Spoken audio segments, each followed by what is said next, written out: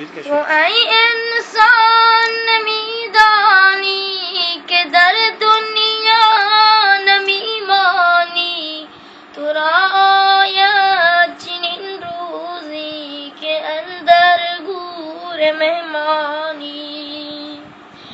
کجا شد آدم و حوا، کجا شد نوح کشتیبان، که وقتی بود در طوفان خدایش بود پشتیبان.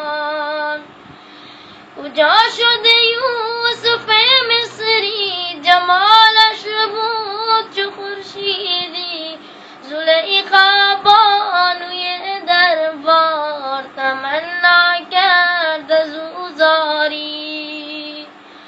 کجا شد آن سلیمان را که شاه و جن و دیوان را، کجا شد عاقبت تختش تو اندر روی او نابود. کجا شد حضرت موسی، خدا داد معجزش عصا، بسا جنگید با فرعون که غرقش کرد در دریا.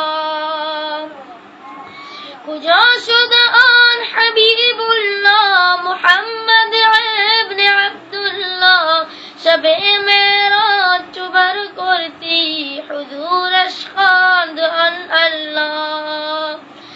نبی الله در این عالم به مثل ماء تابان بود، جمال نازنین او دل آرام صحابان بود.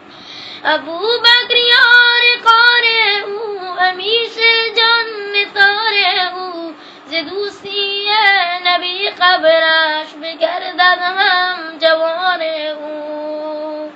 عمر مردی دلاور بود، نبی را یار و یاور بود، به هر امری که او می گفت خدا از رأی او خوشنود.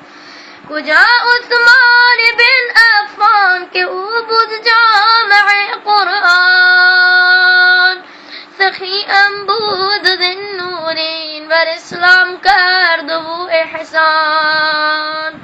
علی داماد پیغمبر که بود شیر خدا حیدر، علی مرد شجاعت بود مسلط بود و بر هر در. همه جون رفتگان رفتند، همه بار سفر بستند، بدیدم یک به یک دوستان از این دنیا کجا رفتند.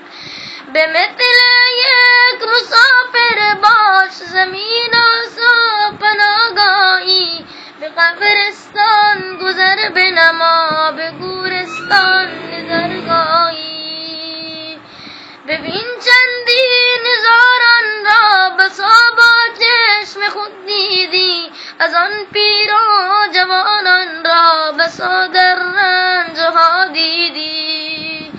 بسا چون رنجها بردند ولی چون رود آخر شد، همه یکسان خوابیدند در آن رودی که آخر شد.